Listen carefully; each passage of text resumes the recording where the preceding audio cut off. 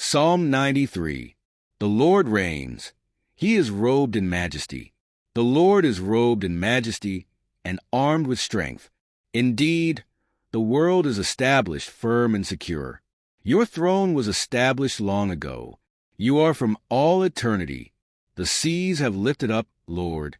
The seas have lifted up their voice. The seas have lifted up their pounding waves. Mightier than the thunder of the great waters. Mightier than the breakers of the sea.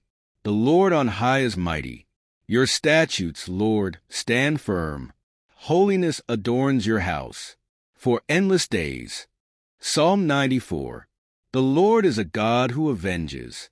O God who avenges, shine forth. Rise up, judge of the earth. Pay back to the proud what they deserve.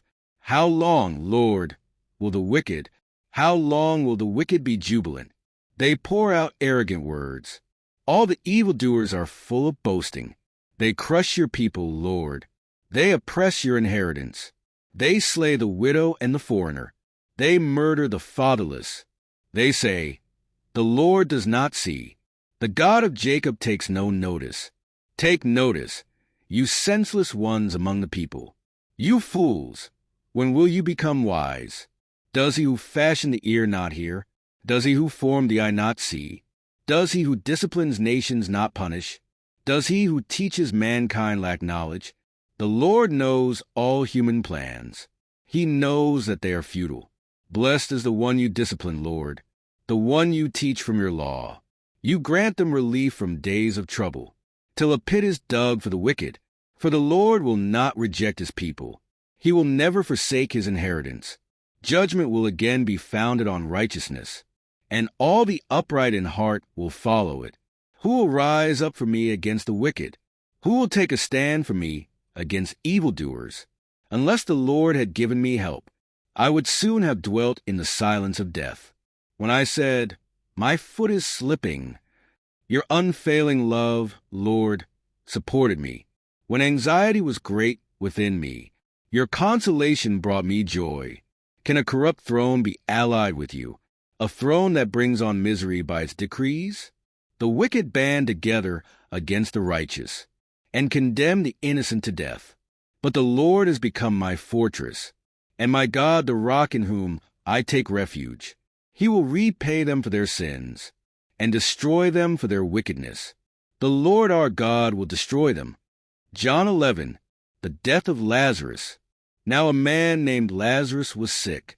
He was from Bethany, the village of Mary and her sister Martha. This Mary, whose brother Lazarus now lay sick, was the same one who poured perfume on the Lord and wiped his feet with her hair. So the sisters sent word to Jesus, Lord, the one you love is sick. When he heard this, Jesus said, this sickness will not end in death. No, it is for God's glory, so that God's Son may be glorified through it. Now Jesus loved Martha and her sister and Lazarus.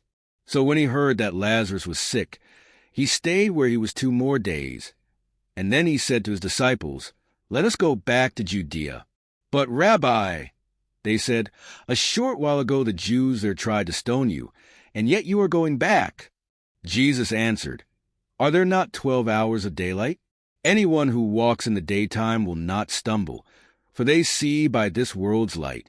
It is when a person walks at night that they stumble, for they have no light. After he had said this, he went on to tell them, our friend Lazarus has fallen asleep, but I am going there to wake him up. His disciples replied, Lord, if he sleeps, he will get better. Jesus had been speaking of his death, but his disciples thought he meant natural sleep. So then he told them plainly, Lazarus is dead, and for your sake I am glad I was not there, so that you may believe. But let us go to him. Then Thomas, also known as Didymus, said to the rest of the disciples, let us also go, that we may die with him. Jesus comforts the sisters of Lazarus. On his arrival, Jesus found that Lazarus had already been in the tomb for 4 days. Now Bethany was less than 2 miles from Jerusalem, and many Jews had come to Martha and Mary to comfort them in the loss of their brother. When Martha heard that Jesus was coming, she went out to meet him, but Mary stayed at home.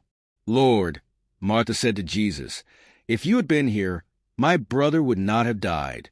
But I know that even now God will give you whatever you ask." Jesus said to her, "Your brother will rise again." Martha answered, "I know he will rise again in the resurrection at the last day."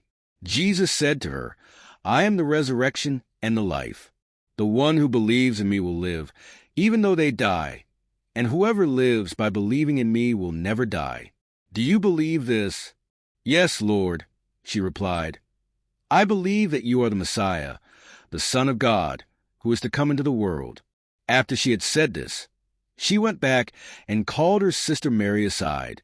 "The teacher is here," she said, "and is asking for you." When Mary heard this, she got up quickly and went to him. Now Jesus had not yet entered the village, but was still at the place where Martha had met him. When the Jews who had been with Mary in the house, comforting her, noticed how quickly she got up and went out, they followed her, supposing she was going to the tomb to mourn there. When Mary reached the place where Jesus was and saw him, she fell at his feet and said, "Lord, if you had been here, my brother would not have died." When Jesus saw her weeping, and the Jews who had come along with her also weeping, he was deeply moved in spirit and troubled. "Where have you laid him?" he asked. "Come and see, Lord," they replied. Jesus wept. Then the Jews said, "See how he loved him."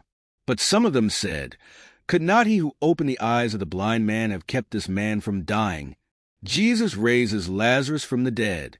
Jesus, once more deeply moved, came to the tomb.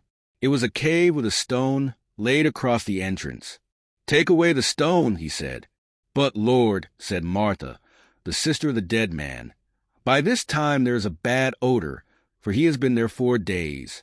Then Jesus said, "Did I not tell you that if you believe, you will see the glory of God?" So they took away the stone. Then Jesus looked up and said, "Father, I thank you that you have heard me. I knew that you always hear me. But I said this for the benefit of the people standing here, that they may believe that you sent me." When he had said this, Jesus called in a loud voice, "Lazarus, come out." The dead man came out, his hands and feet wrapped with strips of linen, and a cloth around his face. Jesus said to them, "Take off the grave clothes and let him go." The plot to kill Jesus. Therefore many of the Jews who had come to visit Mary, and had seen what Jesus did, believed in him. But some of them went to the Pharisees and told them what Jesus had done. Then the chief priests and the Pharisees called a meeting of the Sanhedrin. "What are we accomplishing?" they asked. "Here is this man performing many signs. If we let him go on like this, everyone will believe in him. And then the Romans will come and take away both our temple and our nation." Then one of them, named Caiaphas, who was high priest that year, spoke up, "You know nothing at all. You do not realize that it is better for you that one man die for the people than that the whole nation perish." He did not say this on his own, but as high priest that year he prophesied that Jesus would die for the Jewish nation, and not only for that nation but also for the scattered children of God, to bring them together and make them one. So from that day on they plotted to take his life. Therefore Jesus no longer moved about publicly among the people of Judea. Instead he withdrew to a region near the wilderness, to a village called Ephraim, where he stayed with his disciples. When it was almost time for the Jewish Passover, many went up from the country to Jerusalem for their ceremonial cleansing before the Passover. They kept looking for Jesus, and as they stood in the temple courts they asked one another, "What do you think? Isn't he coming to the festival at all?" But the chief priests and the Pharisees had given orders that anyone who found out where Jesus was should report it, so that they might arrest him.